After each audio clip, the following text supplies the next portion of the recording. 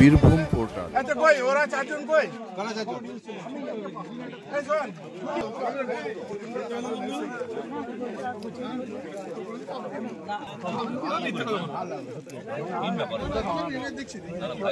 প্রায় 50 জন ব্যক্তিত্ব এক জায়গায় এসে পুনর্মিলন উৎসব পালন করলেন। বোলপুর মুলুক এলাকাতে একটি বাগান বাড়িতে তাদের নিজেদের মতো করে সারাদিন কাটালেন। রবিবার হয়ে গেল এই পুনর্মিলন উৎসব। তারা সকলেই 1991 সালে মাধ্যমিকের পাস আউট ব্যাচ, অর্থাৎ বোলপুর নিশুপটি নিরোধবর্ণী উচ্চ বিদ্যালয়ের 1991 থেকে তারা মাধ্যমিক পাস করে বিভিন্ন জায়গায় তারা প্রতিষ্ঠিত হয়েছেন সমাজে। কেউ বৈজ্ঞানিক, কেউ ব্যবসায়ী, কেউ সাংবাদিক, কেউ নাট্য ব্যক্তিত্ব, কেউ স্কুল শিক্ষক, এছাড়াও বিভিন্ন জায়গাতে তারা বিভিন্নভাবে প্রতিষ্ঠিত। তারা এক জায়গায় মিলিত হন প্রতি বছর। 2024 সাল থেকেই মূলত শুরু হয়েছে এই পুনর্মিলন উৎসব। তারা যেখানেই থাকুন না কেন প্রতি বছর তারা এই দিনটিতে তারা আসবেন, এরকম তারা জানিয়েছেন। মনের ভাব বিনিময় থেকে শুরু করে তারা এক জায়গায় মিলিত হয়ে একটা যেন একাত্ম হয়ে গেছেন, তারই কিছু ছবি বীরভূম পোর্টালে।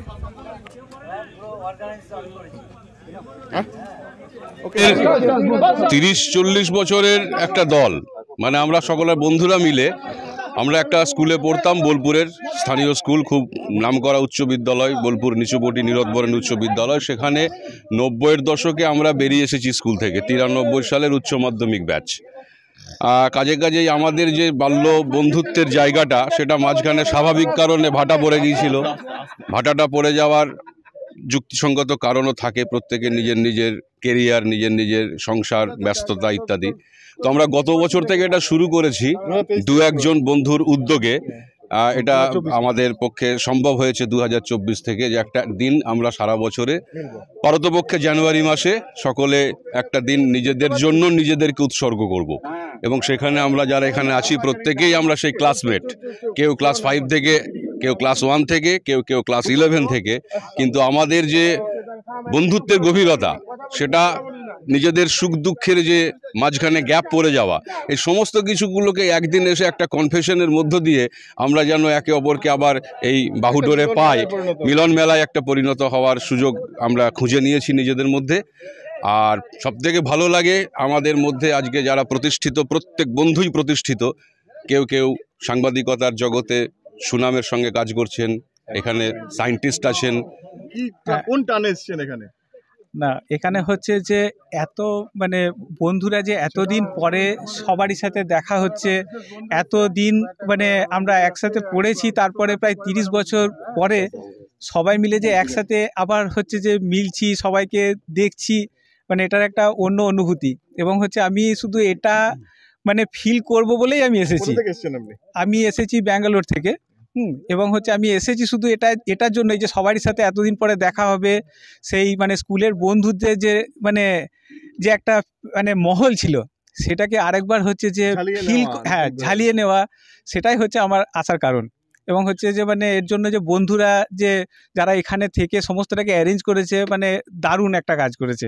আমার খুবই ভালো লাগছে। অবশ্যই খুব ভালো লাগছে।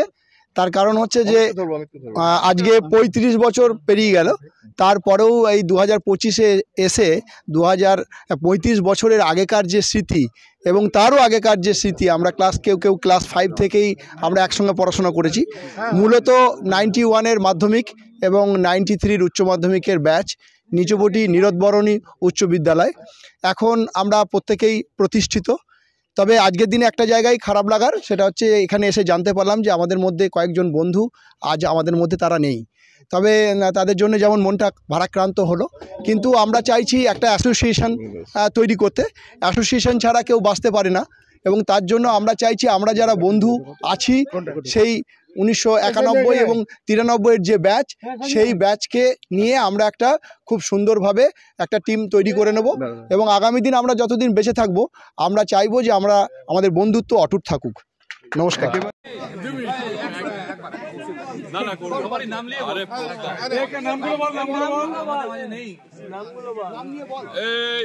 নীরবতা পালন হবে বলছে।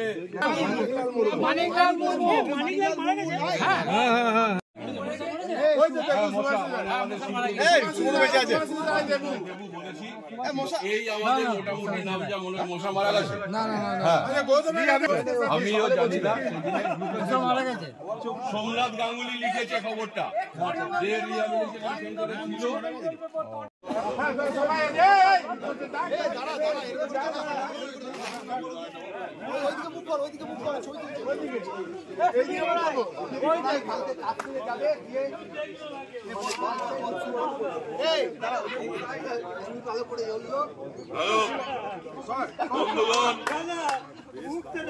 রবি 1 মিনিট নীরবতা পালন হবে।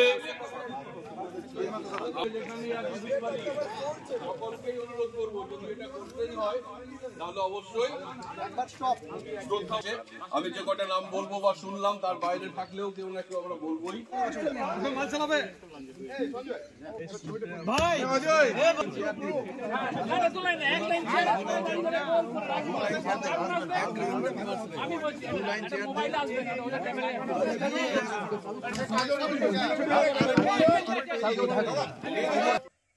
কোনো চাপ লিও না সবাই।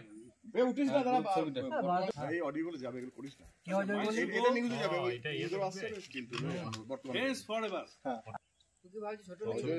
আচ্ছা, প্রথমেই আমি সাংবাদিক বন্ধুদের কাছে ক্ষমা চেয়ে নিচ্ছি আমার দেরি হওয়ার জন্য, কারণ আমার শ্বশুরমশাই 1 তারিখে পরলোক গমন করেছেন, তার আজকে এই মৎস্যমুখ বা নিয়মভঙ্গের অনুষ্ঠান চলছে, তো সেখানে আমাকে থাকতে হয়েছে। আর আমি কিছুই করিনি, আমি আগেরবারও বলেছিলাম আমি সুতোর কাজটা করেছি। মানে আমাদের এই বন্ধু নামক যে সমস্ত ফুলগুলো আছে এখানে, সত্যি তারা ফুল, হ্যাঁ, এবং তাদেরকে একটা সুতোর মধ্যে বাঁধাই হচ্ছে আমার কাজ। এটা বাঁধতে সক্ষম হয়েছে আমাদের এই বন্ধুদের জন্যই, কারণ তারাই বিভিন্ন বন্ধুর কন্ট্যাক্ট নাম্বার দিয়েছে। আমি মাঝখানে একটা জোকস হিসাবে লিখেছিলাম যে আমি যেহেতু কর্মক্ষেত্রে বা কর্মজীবনে মানে গবেষণাগারে কাজ করি, তো আমি লিখেছিলাম যে অনুপরমাণু খুঁজতে যতটা কষ্ট না হয়, সত্যি বন্ধুদের খুঁজতে আরও যেন বেশি কষ্ট হয়েছে। খুঁজে বের করেছেন তো আপনি। এবং এই খুঁজতে পেরেছি কারণ আমাদের বন্ধুদের সহযোগিতায়। আর বন্ধুদেরকে তো ধন্যবাদ বা থ্যাংক ইউ বলা যায় না, তবুও কিছু না বললে নয়।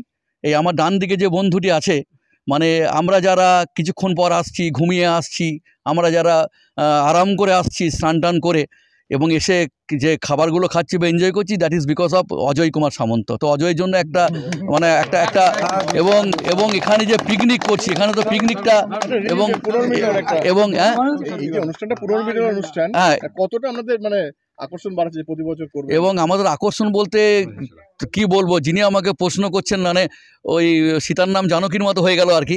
তো এই যে আমাদের পিকনিকটা অনেক উচ্চতায় উঠেছে, তার জন্য সুজিতই দায়ী। হ্যাঁ, সুজিতের কালো হাত এখানে কাজ করছে, কারণ গতবার আমাদের সুন্দর মুখগুলিকেও ও পত্রিকার মাধ্যমে প্রকাশ করেছিল, এবং যে কথাগুলো লিখেছিল সত্যি অনুপ্রাণিত হয়ে যেন আমরা আবার দ্বিতীয় বর্ষে পা দিলাম। এবং আগামী দিনে আমি সুজিতকে বললাম যেটা ইচ্ছা আছে সেটা হচ্ছে আমরা আর এখানে করব না, আমরা বীরভূম জেলা ছাড়িয়ে আমরা বেরিয়ে যাব। তার কারণ বিভিন্ন গ্রামে গিয়ে দেখব যারা একটু মানে সমাজের যারা খেতে না পাওয়া মানুষ, অনাথ আশ্রম, বৃদ্ধাশ্রম, সেখানে আমরা গিয়ে যাব এবং তাদের সামনে আমরা একটা দিন পালন করবো আর কি। এবং আমার আশা করি আমার বন্ধুরা এটাতে সহযোগিতা হাত বাড়িয়ে দেবে বলেই মনে হয় আর কি। তো আমাদের উদ্দেশ্যটা কিন্তু খুব মহৎ, এবং আগামী দিনে কিন্তু আমরা আরও মহৎ কাজ করবো। আছে যার কথা বললে নয়, এই যে চেয়ার টেবিল পাতা যে জায়গাটি, যদি প্রজেকশন থাকতো এই জায়গাটি হতো না। এবং শিবু দেবপ্রসাদ উপল, শিবু সকাল ভোরবেলাতে বোধহয় যখন সূর্য ওঠে না তখন থেকে মটনের লাইনে দাঁড়িয়ে থাকে, কখন সুন্দর মটনগুলি এই চর্বি ছাড়া মটন আমি কিনবো। তো সত্যি প্রত্যেকের সহযোগিতা, আগেও বলেছি যে এটা করতে গিয়ে সত্যি আমি খুব মানে আমি আগামী দিনে চাইছি যে আর এবারে হয়তো অ্যারাউন্ড 50 জন এসছে, এটা যেন ছাড়িয়ে যায়। এবং যাদেরকে আমরা কন্ট্যাক্ট করতে পারিনি, এটা আমাদের সকলের বন্ধুত্বের দায়িত্ব। এবং যার কথা বললে নয়, সত্যি মানে দেবদূত আমার মনে হয় আমাদের মধ্যে কেউই এই পদক্ষেপটা নেবে না যে 2 দিনের জন্য ব্যাঙ্গালোর থেকে এখানে ফ্লাইটে করেছে ফ্লাইটে যাব এই পিকনিক করার জন্য।